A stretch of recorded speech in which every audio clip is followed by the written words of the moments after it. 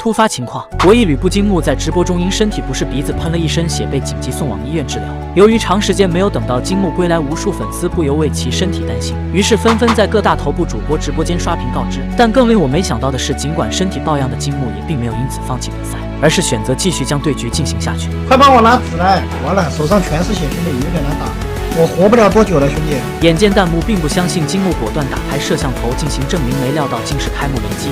他妈不骗你吗？我操！哪里靠过来的？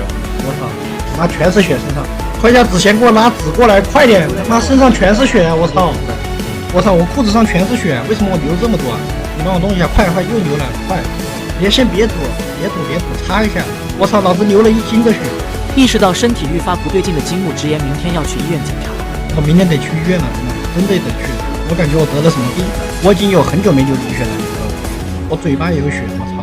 人才。可即便如此，金木也并未停止操作。眼见敌方3人站位集中，果断大招越塔，结果却被敌方位移尽数躲过。见此情况，金木只能屏蔽队友信息来源，以防影响到星。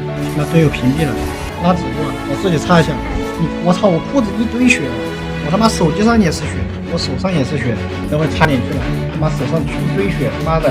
要不是这把是巅峰前10晋级赛，老子他妈都不打了。哦，对，巅峰第5晋级赛，他妈手上全是血，手机上也全是血，人才。然而如此场面，金木好友却觉得是再正常不过。正常啊，你正常吗？你知道我昨天吐血了吗？我昨天他妈早上睡醒，我吐了口血，你知道吗？我又不像血那种黑色的，我操！我已经感觉我已经不行，再见了，兄弟们，等会剧本就出现了。接着己方在拿下主宰后，金木随即集合队友发起总攻，在附魔真伤一刀收下脆皮阿狸后，直接大闪越塔收割豪取2连击破，将对面打到毫无还手之力。就算我流血了，我也能砍死你们这些人。最终也是不负所望，点掉水晶拿下了比赛胜利。紧接金木便因状态不佳离开了直播间，在等待了许久后，直播间才有金木好友出来说明情况。好，兄弟们，金木记了，说一下，金木哥去医院检查了，没有什么太大的问题。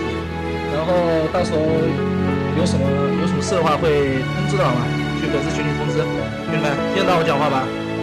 没有什么太大的问题，兄弟们不要太担心，不用担心金木，好吧，就这样，兄弟们。